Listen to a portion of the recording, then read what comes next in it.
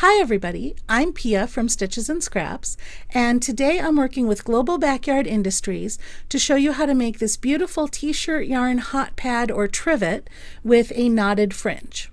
Now this is a kit that comes from Global Backyard Industries and includes all the yarn you need for the project in the 9 colors, plus a hook the perfect size for this yarn. So let's get started. I've decided to start with this color, so let's make a foundation chain. You want to leave a tail of about 6 to 8 inches, which is going to become that fringe on the sides. 6 to 8 inches, it's about the same size as your crochet hook. So if you just go with that for your tail, that's a good measuring stick. So, and you'll add a little bit when you make the slip knot anyway. So when we make our slip knot, you can see that adds another inch or so, which is totally perfectly fine. So we've got our slip knot. Let's put it on our hook, and we're going to chain 22.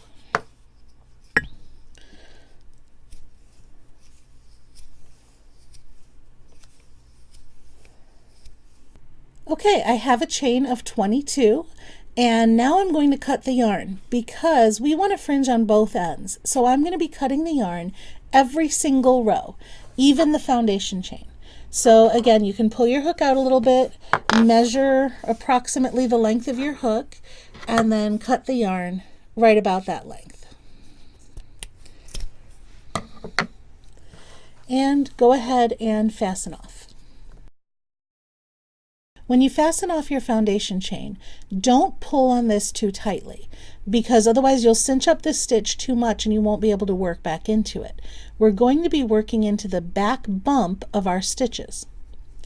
When you look at the front of the chain, you see a bottom loop and a top loop. If you flip it over, you see these bumps at the back. We're working into these. These are the back bumps of the chain. So this is going to be where we join for our first stitch. So you want to leave it a little bit loose so that you have room to join. And the reason we're working into the back bumps is then these pretty V shapes are going to become our edge because they'll be left undisturbed on the edge of the trivet. So that way we have a nice finished looking edge without having to do an actual edging. Let's start on our second row by joining right here into the back bump of the first chain. You're going to want to leave a tail again of approximately the same size as your hook, about 6 to 8 inches. So right about there is where I want to join. And I go into that first stitch, into the back bump, and join my yarn just by pulling it through. Now that's going to make everything really floppy. Don't worry, it'll even out, especially when we do our fringe at the end. It'll be nice and even. So just snug up those tails a little bit if you need to, and we're going to start by chaining 2. And you're going to see where that chain 2 comes in when we work back into this row, but basically this gets us up to the height of the single crochets that we're making in this row. And this chain 1 is instead of a chain space. So this is kind of like the equivalent of this being a chain space over this first stitch here. Now we're going to start our linen stitch pattern. We're going to single crochet into the second stitch. We're going to chain 1 and skip a stitch, okay? And then we're going to single crochet into the back bump of the next stitch. We're going to keep doing that all the way across. Chain 1, skip 1, single crochet into the next one. Chain 1, skip 1, single crochet into the next one.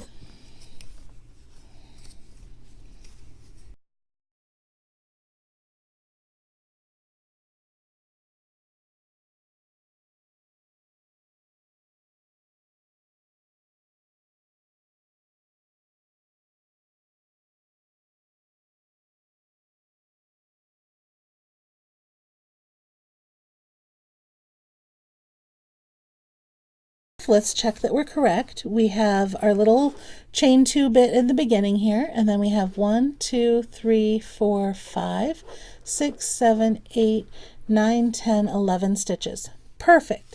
Now I would say cut this yarn leaving a tail of about 6 to 8 inches, just like all our other tails, but I only have this much left. It's not that long, and I don't like to cut yarn when I don't have to. I like to wait till the end, just in case I've messed something up.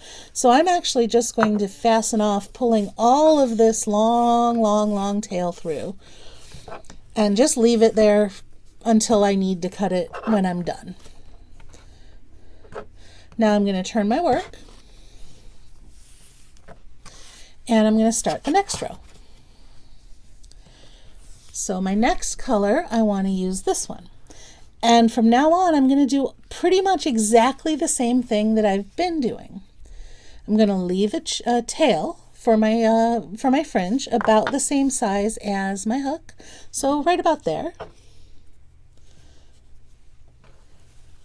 I'm going to join this into the first stitch. And now we're working just under the top V of the stitch, just like we normally would, because we're not working into our foundation chain anymore. Okay, and I'm going to chain 2. And I'm holding on to that brown thread just to keep it nice and tight while I do this. But there we go. I've got the yarn joined and I've got my chain 2. Those of you who like to work over your tails for a stitch, resist the urge to do that here, because we're going to be using these tails for the fringe, so you don't want to be working over them right now. So just leave the tail, let it be loose, it's okay. So chain 2, and now we're going to start working into the chain spaces. Before we were working into the back bumps of the foundation chain, but we're going to work into chain spaces now, so it makes it much easier. We're going to go into this chain space and do a single crochet. Then we chain 1. We skip over this single crochet and we go into this chain space. So you can see it's still chain 1, skip 1, single crochet, but now we're going just into chain spaces, and that's the linen stitch pattern. Sometimes you'll hear it called moss stitch also. But it's chain 1, skip 1, and then single crochet into the chain space all the way across. And this again should give us 11 stitches and 10 chain spaces plus that chain 2 bit at the beginning.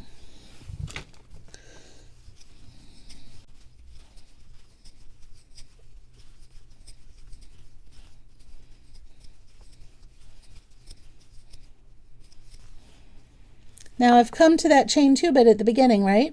And normally I would be going into a chain space. I'm going to treat this as though it's a chain space. Yes, I know there's nothing skipped underneath it, but I'm just going to go underneath this chain 1 as though it was a chain space. And that gives me a nice square edge without too much bulk. If I was to do actual single crochets in that edge stitch, it would give me a little bit too much bulk. So I'm just doing the chain 1. So now I've done a single crochet into that chain space that I made from that chain, and that's it for the row. Let's see if I have the right number of stitches. I have the little chain 1 space. Now you see what it's for. And then I have 1, 2, 3, 4, 5, 6, 7, 8, 9, 10, 11 stitches. Every single row now is going to look like this. Whichever direction we're going, it's going to be the same thing. So we're going to pull off our 6 to 8 inches, and again I'm using the hook as a guide. So pull off our 6 to 8 inches and cut it. And go on and do the next thing for the same thing for the next row. Okay, I've flipped it over and I'm ready to start my third row. So again, take out 6 to 8 inches for the tail and join it in that first stitch.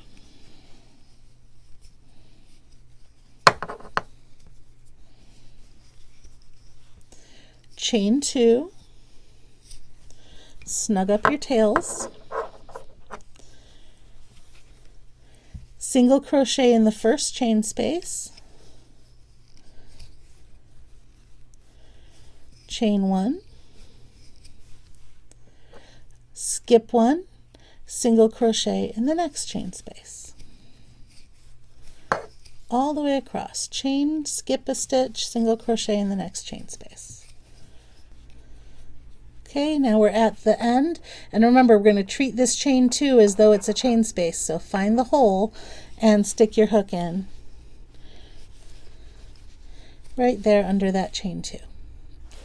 So to make sure that we've got all the right spots, count your stitches. I like to count every row before I cut the yarn. So that is, there's my chain 2 space, there's 1, 2, 3, 4, 5, 6, 7, 8, 9, 10, 11 stitches. Perfect. So I can cut this yarn.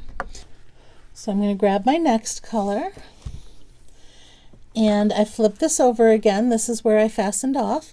So now I'm going to join, and you're going to recognize this. It's exactly the same row as what we've done the last 2 rows.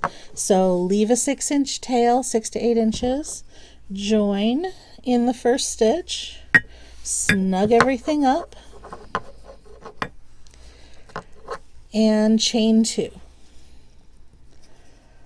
1, 2. And give everything a little bit of a tug again. And let's start. Single crochet in the first chain space, chain 1, skip the first stitch, single crochet in the next chain space. And we're going to keep doing this all the way across, and then we're going to keep doing it again until we get through all 9 balls. 2 rows with each ball, and you can see regardless of which way you're going, the row is the same. You start with a chain 2, you single crochet in the first chain space, chain 1, skip a stitch, and then single crochet in the next chain space. And after you're done with the row, count that you have 11 stitches, and then fasten off your yarn, leaving a tail for the fringe. So I'm going to finish that with all 9 of my colors, and then I'll come back and show you how to tie the fringe. I finished crocheting all 18 rows, which is 2 rows each in the 9 different colors, and I have washed and blocked my trivet. I do recommend doing that before you try to do the edging so that everything's nice and square and shaped well and isn't going to get tugged out of place once you do wash it. So let's get set up to do the edging. Pick a side to work on and turn it so that it's facing you. And then you may want to weigh down the other side with a book or something else just to make sure you're holding it nicely in place. Start in one corner, and you may notice that these two have kind of crossed over each other. That's totally fine. This is from the bottom of this stitch where we joined it, and this is from the top of the previous stitch. So just cross this back over where it should be, and it'll stay in place once we knot it. Now pull everything tight so that it's nice and snug. I mean, not overly tight, but nice and snug. Grab the 2 that are the same color, or the 2 that are the rows next to each other if you haven't done them in the same color. And we're going to tie a knot. Wrap it around your finger. At least this is how I tie my knot. Wrap it around your finger, two strands, and then pull them through just like this. Okay? And snug it up. And when you snug it up, you can adjust. If one of them is a little loose, you can pull on one and then pull on the other. You can make it closer to the work or farther away from the work, right up until you get it nice and tight.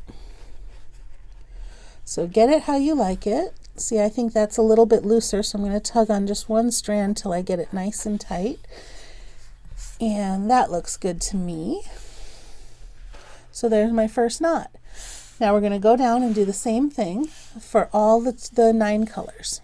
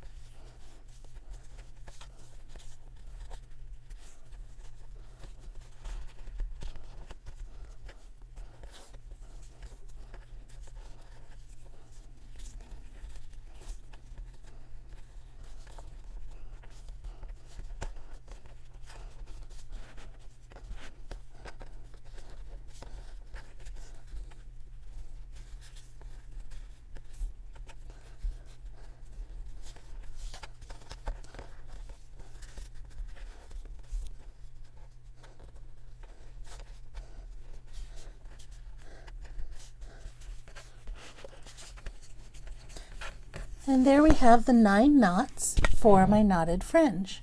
Now I'm going to trim all of these to approximately the same length, and then I'm going to measure how long that is so that I can trim the other side to the same length as well.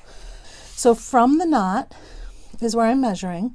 From the knot to here is 3 inches, so I'm just going to cut across 3 inches on each of these strands. And you don't have to measure it. The main reason I'm measuring it is so that I can do the other side exactly the same size as well. Yeah, I like the way that looks. So 3 inches here, it's right about there.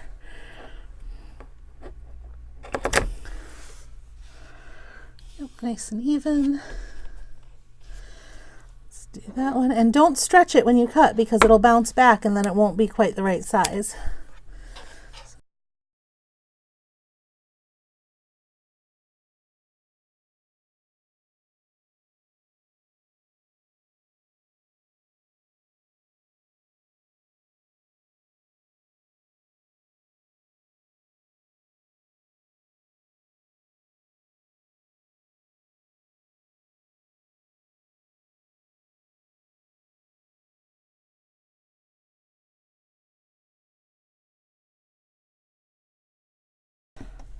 Okay, we're good. We have a 3-inch knotted fringe on one side.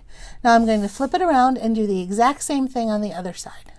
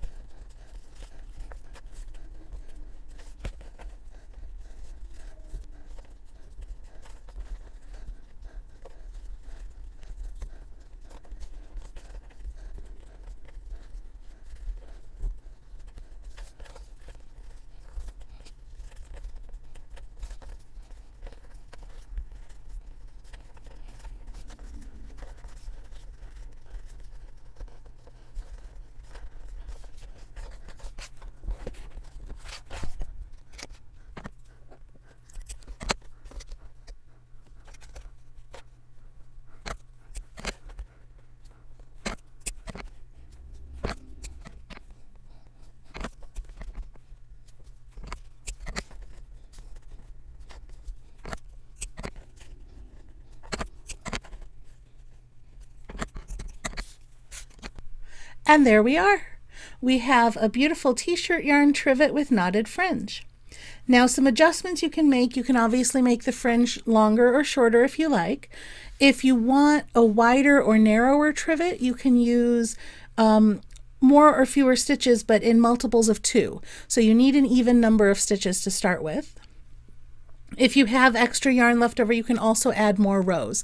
The gauge on mine came out to be 10 inches square for this trivet. Your gauge may vary slightly because t-shirt yarn isn't all that exact on gauge. So feel free to modify a little bit if necessary. You should have plenty of yarn even if your gauge is a little bit larger than mine. I hope you enjoyed this project, and thanks so much for watching.